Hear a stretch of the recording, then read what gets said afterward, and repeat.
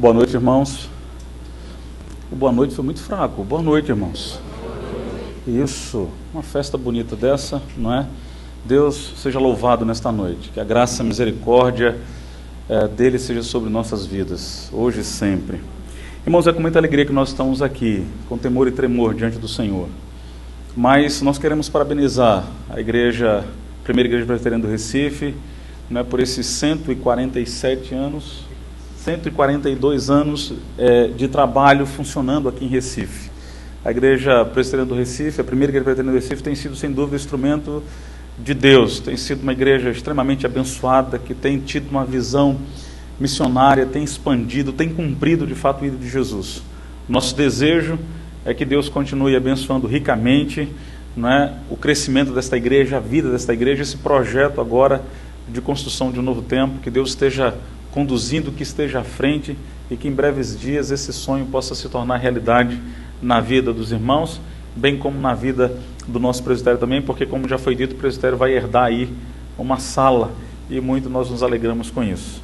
Que Deus continue abençoando o ministério do reverendo Cláudio, juntamente com seus pastores que têm ajudado no trabalho, bem como do conselho da igreja.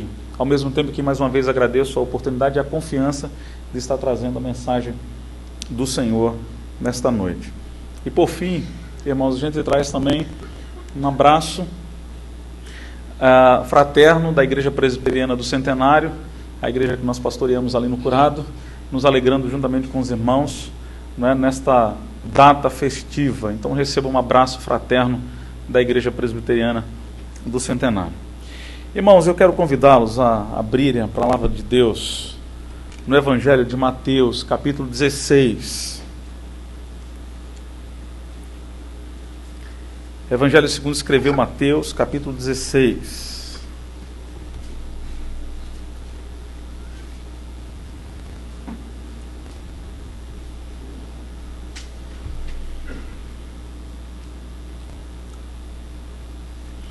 Assentados mesmo, mas reverentemente, gostaria que os irmãos acompanhassem a leitura a partir do verso 13 até o verso 20.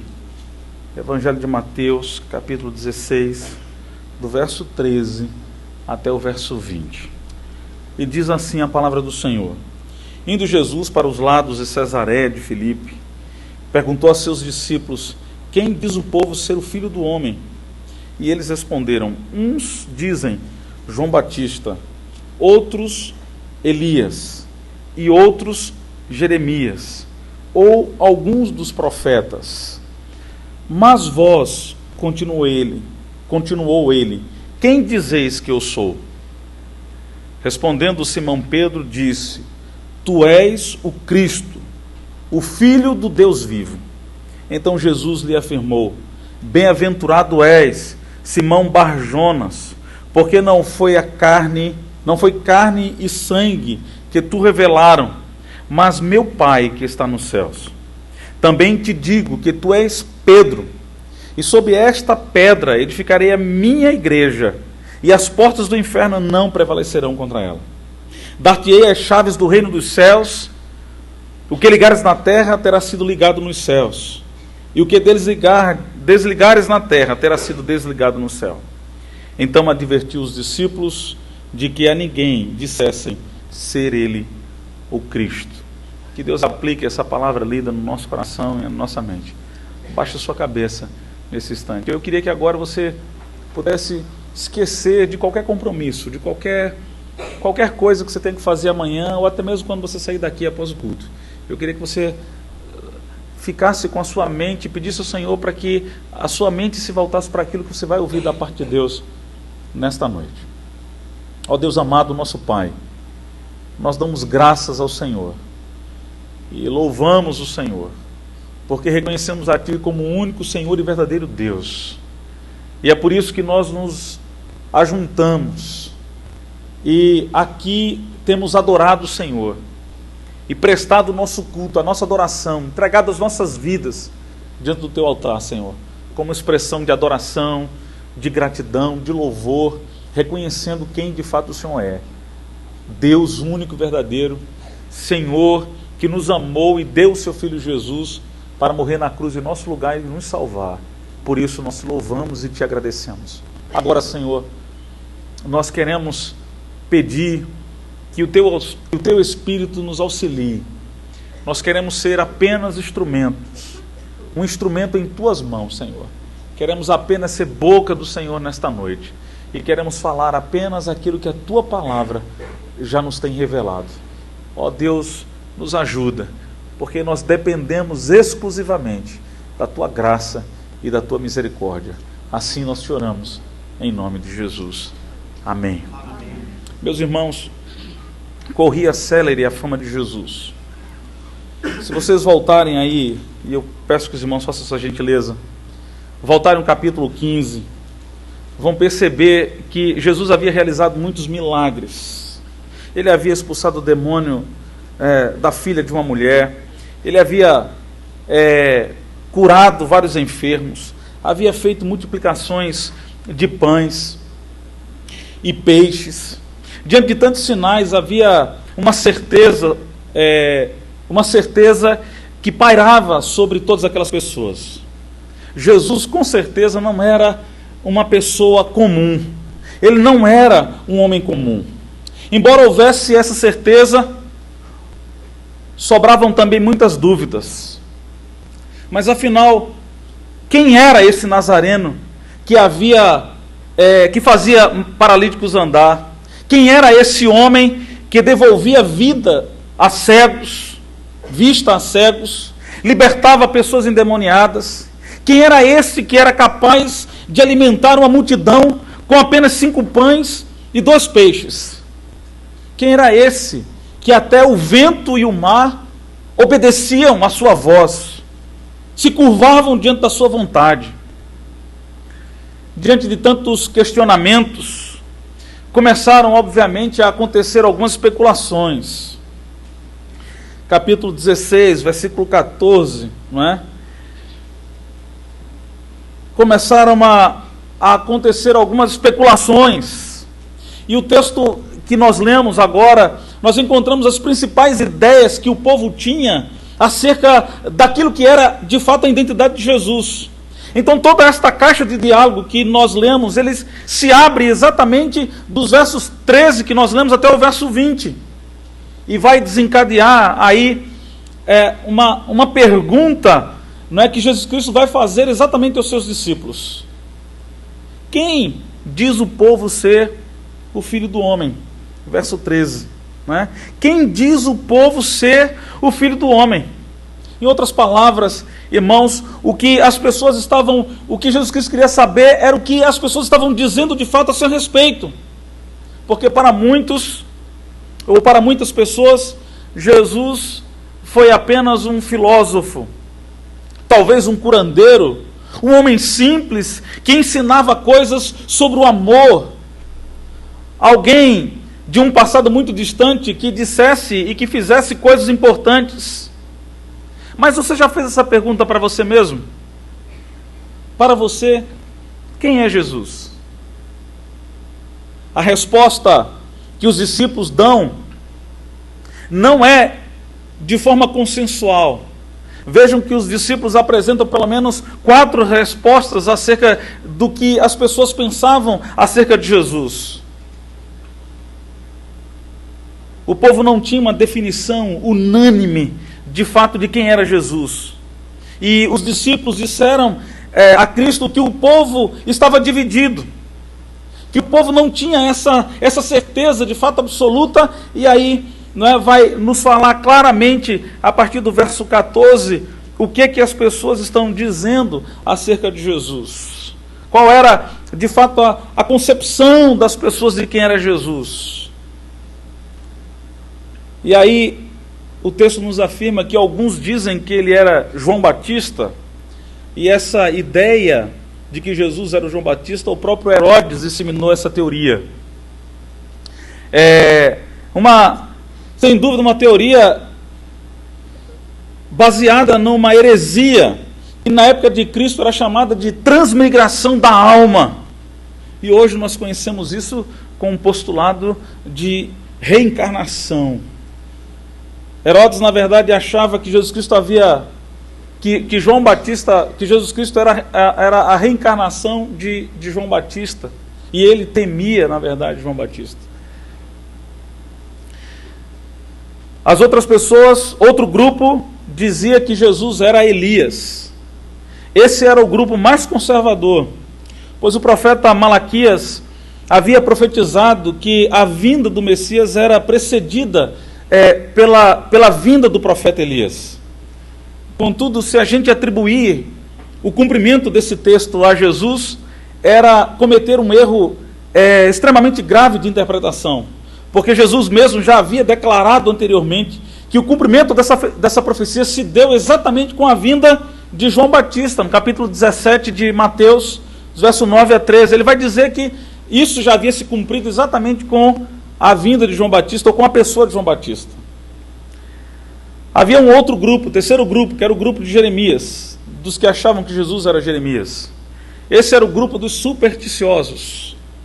E é interessante a gente perceber isso, porque no período interbíblico, mais precisamente durante a revolta dos Macabeus, difundiu-se uma crença popular na época de que Jeremias teria aparecido exatamente a Judas Macabeus. E desde esse momento da aparição, o povo nutriu uma superstição de que o profeta Jeremias era uma espécie de anjo da guarda do povo de Israel, da nação de Israel. E aí eles achavam então que Jesus poderia ser exatamente Jeremias por causa dessa superstição de achar que Jeremias era tido por causa exatamente desse período, não é, dos Macabeus. E na verdade também não era. E existia ainda o quarto grupo daqueles que diziam que Jesus poderia ser alguns dos profetas. E esse era o grupo, na verdade, dos indecisos. Na verdade, todos tinham opinião, mas esse grupo, na verdade, tinha a opinião de todos. Era o grupo que não tinha certeza de absolutamente nada. Olha, pode ser qualquer um dos discípulos aí, qualquer um dos profetas aí, a gente não tem absoluta certeza. Meus irmãos, essa Babel de ideias representa exatamente a diversidade que existe do conceito ou de saber quem é Jesus hoje. Há aqueles que creem em heresias e mentiras inventadas exatamente por homens. Há aqueles que são mais conservadores, que se fundamentam em interpretações que são equivocadas acerca das Escrituras. Há aqueles outros que também são supersticiosos. E há também, sem dúvida, aqueles que são indecisos. Mas é importante a gente ressaltar que essas eram opiniões do povo, e que muitas vezes são opiniões hoje do povo. E Jesus hoje, para muitas pessoas, não passa apenas de um Jesus histórico, de alguém que foi conhecido, que teve a sua importância, mas não a importância que de fato a Bíblia o dá como revelação na sua palavra. No entanto, Jesus se volta para os seus discípulos e pergunta aos seus discípulos, depois que eles dão essas respostas, meio que não é daquilo que eles ouviam as pessoas dizerem acerca de quem era a sua pessoa, Jesus se volta para os discípulos e pergunta mais uma vez, mas e vós? E vocês, meus discípulos, que estão caminhando comigo, que têm estado comigo dia a dia, o que é que vocês dizem? Quem de fato eu sou? E essa pergunta de Jesus, irmãos, aos seus discípulos, Jesus na verdade está desejoso de suscitar nos discípulos uma confissão de fato, uma confissão de fé. Ele queria que de fato um dos discípulos pudesse dizer, não é, ou fazer uma confissão de fé genuína, verdadeira. Porque o discípulo verdadeiro de Cristo, irmão, não permite que as suas convicções sejam moldadas pelas opiniões públicas. Na verdade, o Evangelho sempre caminhará na contramão do curso deste mundo. O mundo pensa uma coisa, mas aqueles que são verdadeiros discípulos de Jesus precisam ter uma definição própria, porque eles precisam ter intimidade e precisam de fato conhecer a Jesus, ter intimidade com Jesus e fazer a sua própria confissão de fé acerca de quem é Jesus para si. O crente deve estar sempre desejoso e sempre pronto para defender a sua fé, mesmo que a sua opinião seja contrária à da multidão. E olha, para falar a verdade, nos dias que nós vivemos, as nossas posições têm que ser sempre contrárias às posições do mundo. Porque nós devemos sempre levantar a bandeira da nossa fé, a bandeira do Evangelho de Cristo e mostrar que nós somos diferentes e que andamos de fato na contramão do mundo e que não aceitamos os valores do mundo, porque nós somos a igreja do Senhor e somos discípulos de fato de Jesus. Mas para responder a pergunta, apenas o apóstolo Pedro respondeu. E Pedro, muito enfaticamente, ousadamente, responde com toda autoridade: Tu és o Cristo, o Filho do Deus vivo. Que confissão de fé extraordinária Pedro está fazendo. E os versículos a seguir, irmãos, constituem, na verdade, a espinha dorsal da igreja. Esse texto é, na verdade, um dos mais básicos da teologia cristã. E durante séculos, essa passagem tem sido uma fonte de controvérsia entre a Igreja Católica Romana e a Igreja Protestante. E isso se deve exatamente ao fato de que os romanistas consideram essa passagem uma carta magna do papado. A doutrina do papado, irmãos, é um fundamento sobre o qual toda a teologia católica está baseada, ou que toda a teologia católica está erguida. E aí talvez os irmãos estejam perguntando: e por que, pastor, estudar um texto tão polêmico como esse, justo hoje, no aniversário da igreja? Será que não seria melhor a gente falar sobre isso num culto doutrinário, em que a gente tivesse oportunidade, de falar, de comentar algumas outras coisas e tal? A razão é muito simples, irmãos. Nossas ações são determinadas por nossas convicções. Nós agimos de acordo com aquilo que de fato nós cremos. Aquilo que cremos determina aquilo que na verdade nós fazemos. Só podemos viver a verdade se de fato nós conhecemos a verdade. E se essa verdade é de fato uma compreensão correta das Escrituras, especialmente desse texto. E aí sim, nós seremos uma igreja mais forte e um povo mais apaixonado por Deus e por sua palavra, quando nós temos de fato uma compreensão exata daquilo que a palavra de Deus fala para nós com muita clareza nesse texto.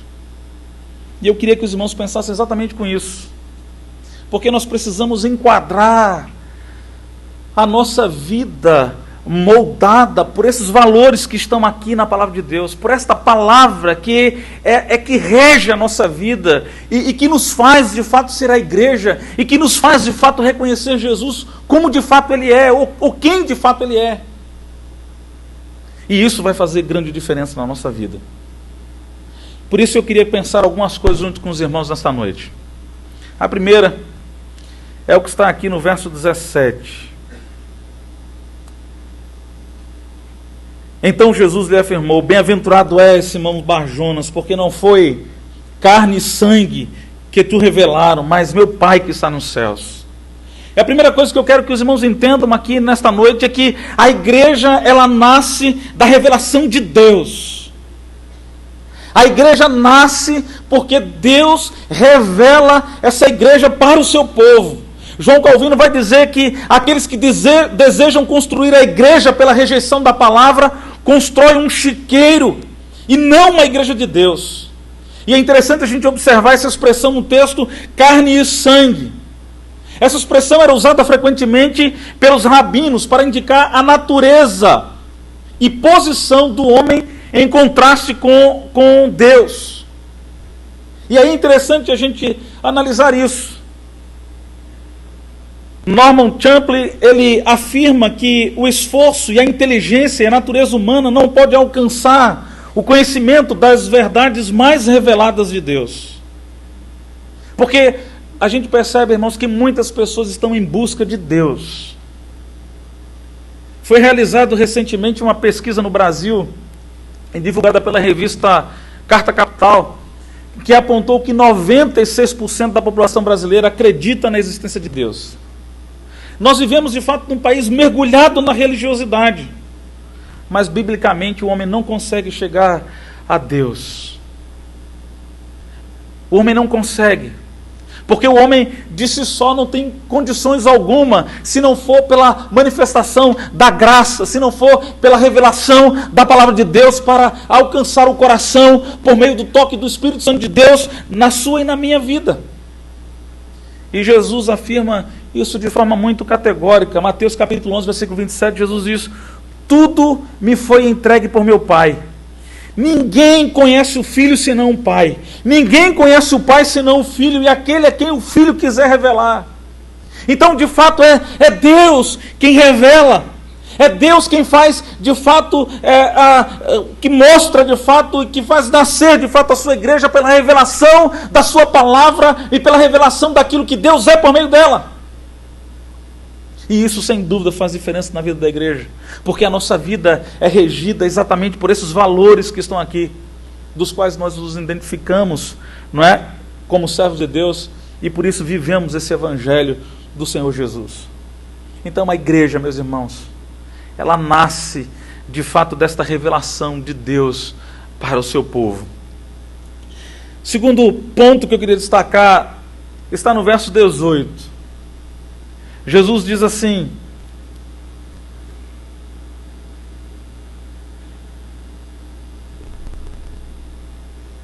também eu te digo que tu és Pedro, e sobre esta pedra edificarei minha igreja, e as portas do inferno não prevalecerão contra ela.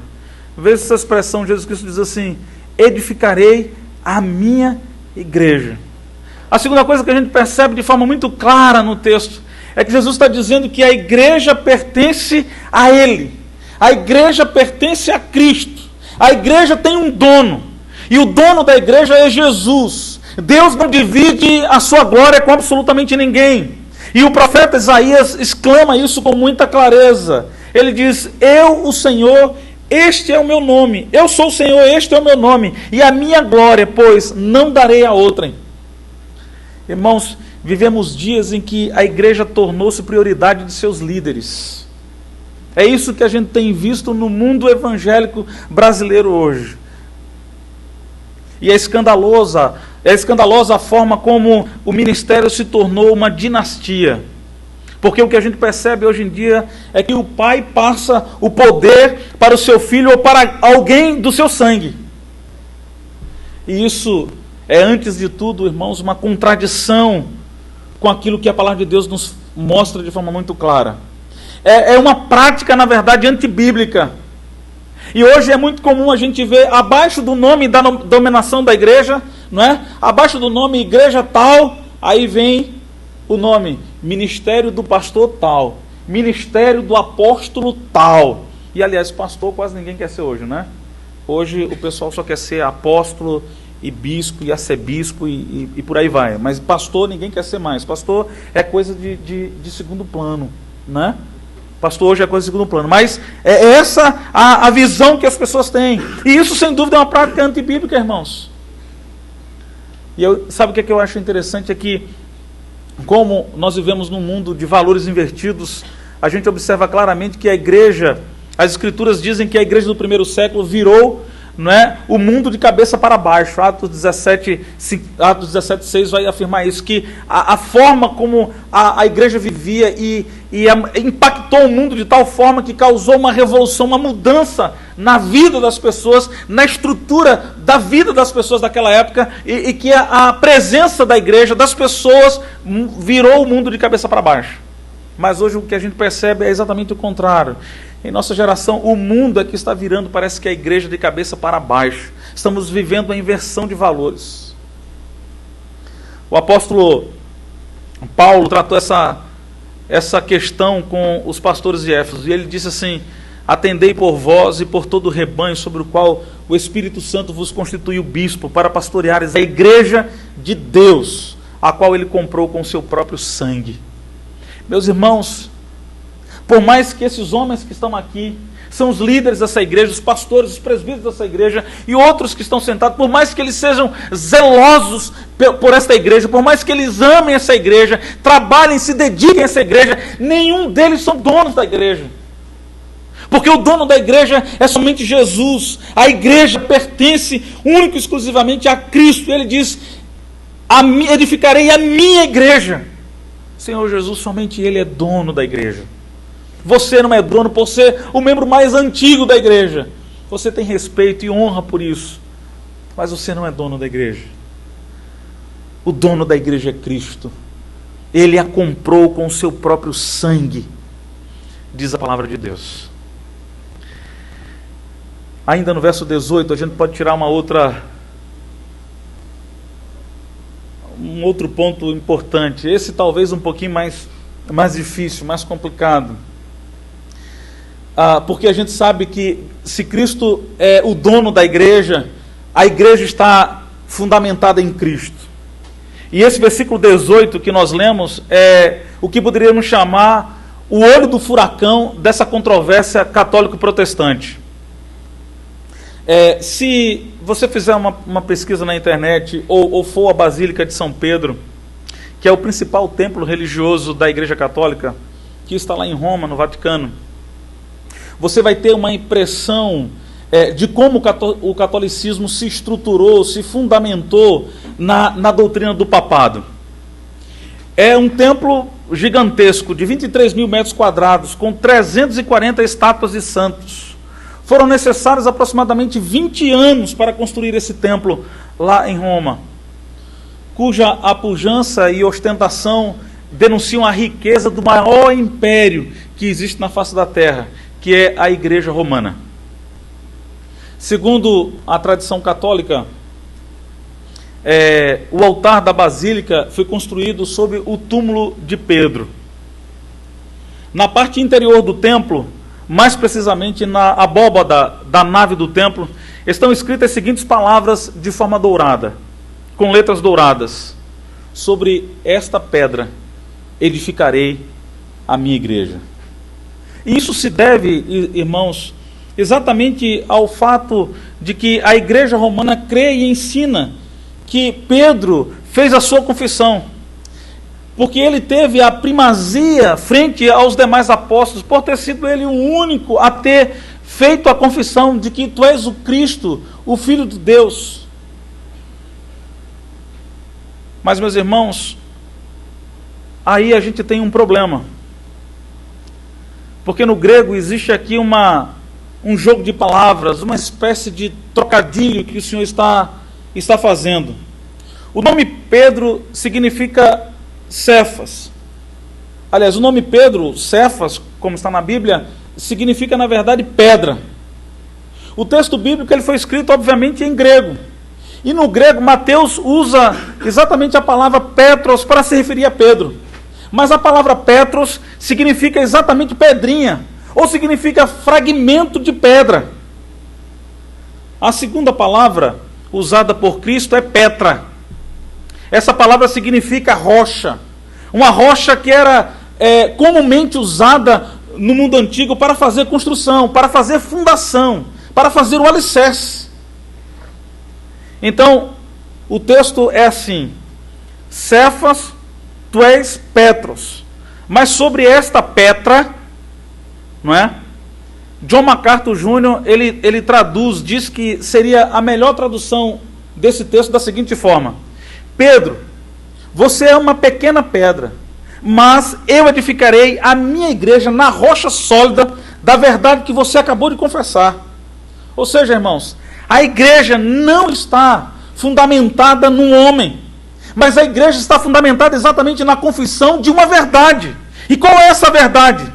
Jesus, tu és o Cristo. Jesus, tu és o Cristo. A igreja está alicerçada exatamente nesta verdade, e é isso que Jesus está dizendo na revelação desta palavra. E aí, os outros autores da Bíblia, como Paulo e ainda alguns apóstolos, vão reafirmar exatamente isso. Paulo vai dizer lá em 1 Coríntios capítulo 3, versículo 11, porque ninguém pode lançar outro fundamento além do que foi posto, o qual é Jesus Cristo. Paulo vai dizer ainda aos Efésios capítulo 2, versículo 20, edificado sobre o fundamento dos apóstolos e profetas, sendo ele mesmo, Cristo Jesus, a pedra angular. Mateus, no capítulo 21, versículo 42, diz: a pedra que os construtores rejeitaram, essa veio a ser a principal pedra angular. E ainda Pedro, na sua primeira epístola, no capítulo 2, do verso 4 ao verso 6, ele nos afirma: chegando-vos para ele a pedra que vive, rejeitada, sim, pelos homens, mas para Deus eleita e preciosa. Também vós mesmos, como pedras vivas, sois edificados casa espiritual, para ser de sacerdócio santo, a fim de ofereceres a Deus sacrifícios espirituais agradáveis a Deus por intermédio de Jesus Cristo. Pois isso está na Escritura: eis que ponho em Sião uma pedra angular, eleita e preciosa, e quem nela crer não será, de modo algum, envergonhado. Então nós percebemos claramente, meus irmãos, que a igreja está fundamentada não em Pedro, mas na sua confissão. O alicerce da igreja, a pedra fundamental pela qual a igreja está de fato edificada, é a confirmação ou a confissão de Pedro: tu és o Cristo, o Filho de Deus. E isso tem que fazer diferença na nossa vida enquanto igrejas do Senhor Jesus. Nós temos que crer de fato que Jesus é o Senhor, é o dono, é o alicerce, é o que sustenta a nossa vida como igreja e como povo de Deus. Não pode ser de outra forma. Não podemos ter outra compreensão daquilo que de fato Jesus Cristo nos ensina. É a confissão de Pedro, afirmando que Jesus é de fato o Cristo, o Messias, o Filho de Deus, que nos amou e que deu a sua vida para nos salvar. E em quarto e último lugar, meus irmãos, a gente vai perceber ainda, lendo o verso 18, que já lemos, que a igreja, ela é uma igreja vitoriosa. Jesus diz: e as portas do inferno não prevalecerão contra a igreja. A palavra traduzida aqui como inferno é Hades. Hades é uma referência grega ao Deus que tinha autoridade sobre o mundo dos mortos, irmãos. E quando Cristo está dizendo que as portas do inferno, ele faz uma menção à corte. Ou seja, ele está fazendo uma menção ao próprio trono de Satanás. Ou seja, é como se Jesus Cristo estivesse dizendo assim: não há nada que possa conter o avanço da igreja. Nem mesmo o diabo, nem mesmo as portas do inferno pode conter a igreja, a minha igreja. Ou seja, Jesus Cristo está dizendo que a igreja, a sua igreja, ela é invencível. Ele está dizendo que a sua igreja, ela é indestrutível. E quando a gente olha para a história da igreja, a gente vai perceber que a igreja sempre teve seus inimigos. Começando logo no primeiro século, a gente vai ver Herodes, a gente vai ver logo depois Nero, Domiciano e tantos outros. E aí uma pergunta: onde estão esses homens que desafiaram a igreja? Onde estão esses homens? Apresentem-se. Onde está Stanley e Lenin, que tentaram varrer o cristianismo com a ascensão do comunismo?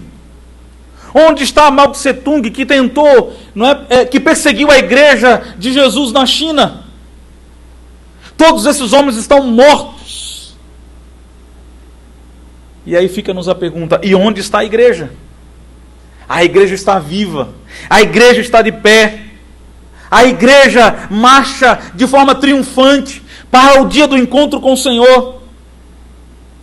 Conta a história que Voltaire, filósofo francês ateu, foi o pior inimigo da igreja durante o Iluminismo. Ele escreveu muitos livros e artigos atacando veementemente a igreja do Senhor Jesus.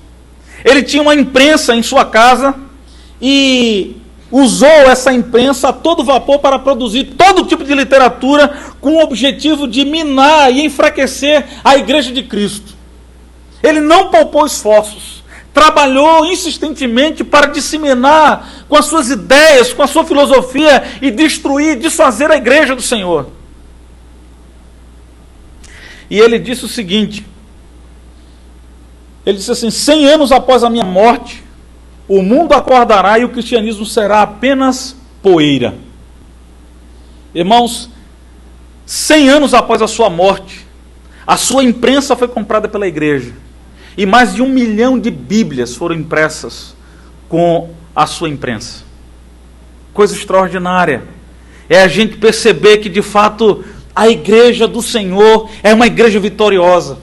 A igreja do Senhor é uma igreja invencível, que a igreja do Senhor caminha de forma triunfante, que a igreja do Senhor é uma igreja viva, atuante, que o inferno e nem ninguém que se levante em nome do diabo pode destruir ou acabar com a vida da igreja, porque a igreja já nasceu vitoriosa por causa de Cristo Jesus. E isso é extraordinário para nós. Porque nós vivemos atualmente dias em que o inimigo tem se levantado e tem perseguido os cristãos aí na face da terra. O mundo cristão hoje tem sido perseguido. Eu sei que os irmãos acompanham aí pela televisão esses loucos que estão perseguindo a igreja, matando cristãos por causa da sua fé. Enquanto eles matam e os cristãos, seus sangue são derramados. Houve um historiador que disse que o sangue dos mártires, foi Joséfo, né? Disse que o sangue dos mártires faz a igreja crescer, florescer. Ninguém consegue destruir a igreja, nem as portas do inferno, diz Jesus. A igreja do Senhor, irmãos, é invencível. A igreja do Senhor é de fato indestrutível. Coisa extraordinária é nós pertencermos a esta igreja, sermos este povo do Senhor. E eu quero concluir dizendo o seguinte: meu querido, a igreja do Senhor não é um clube, não é uma associação. Você não é membro de uma associação ou de um clube. Você faz parte da igreja de Cristo. Isso é uma coisa extraordinária. Você trabalha na obra mais nobre que existe na face da terra. O coral, nós pastores, líderes, o grupo de louvor, cada um dos irmãos que trabalha, que está envolvido, que é de fato igreja. Você faz parte, não é, da obra mais importante que existe na face da terra. Você faz parte do povo mais feliz que existe na face da terra. Porque nós vamos morar um dia no céu. Estaremos para sempre na eternidade com o Senhor. No céu, obviamente, não cometeremos nenhum tipo de pecado. E, portanto, não teremos necessidade de nos arrependermos de nada. O príncipe dos pregadores, chamado Charles Spurgeon, ele disse uma frase muito interessante. Ele disse que muitos cristãos, ao chegarem no céu, embora eu tenha dito que não há necessidade de arrepender, mas isso é a ideia de Charles Spurgeon. Ele disse que no céu irão ter algumas pessoas irão ter um sentimento de arrependimento, né? E aí ele diz o seguinte, abre aspas: muitos dirão naquele dia: eu deveria ter me dedicado mais a Cristo, eu deveria ter trabalhado mais em sua obra, eu deveria ter gastado todas as minhas energias e os meus recursos para promover a glória de Deus.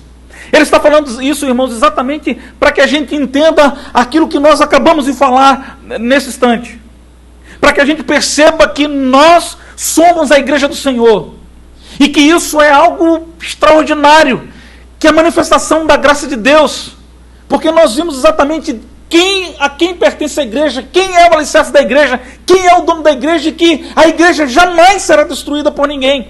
Ninguém tem a capacidade de destruir a igreja, nem o inferno, nem Satanás, nem ninguém pode destruir a igreja, e você pertence a ela. E o grande problema é que muitas vezes nós não damos valor a isso.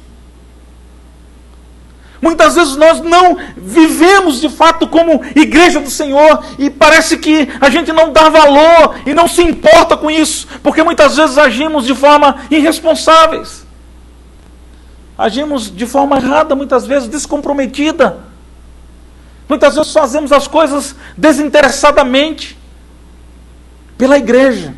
Não amamos a igreja, não servimos com ardor. Parece que a gente esqueceu o grande preço que foi pago por Cristo na cruz do Calvário.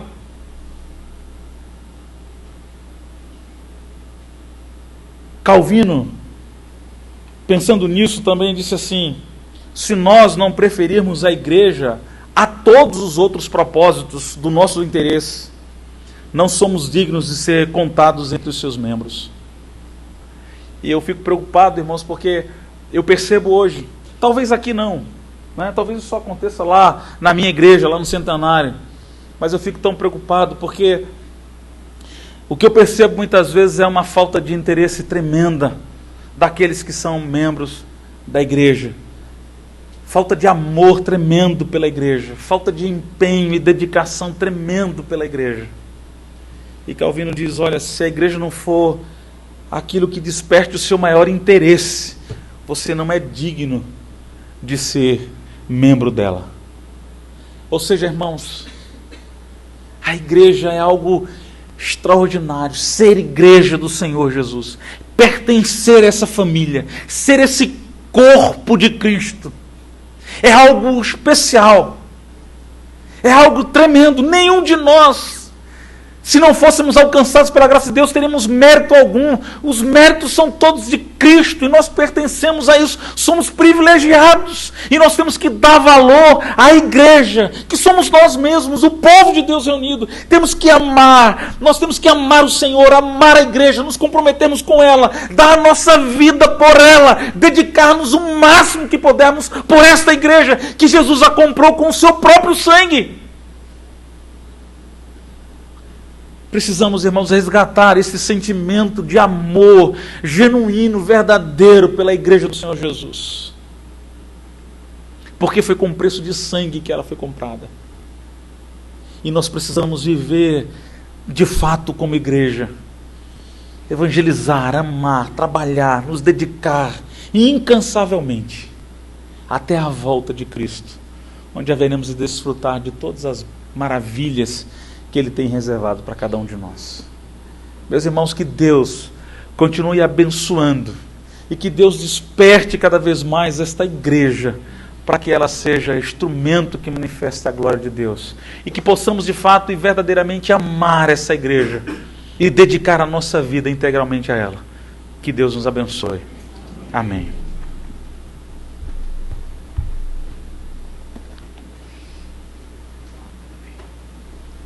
Irmãos, vamos ficar de pé. Vamos ser dirigidos a Deus numa oração. Vamos cantar o hino 111. Depois desse hino, o pastor Lutero estará impetrando a bênção. Logo em seguida, o tríplice amém. E os irmãos não saiam. Temos algumas informações para a igreja, então logo após os irmãos se assentem e esperem mais um pouquinho só. Somos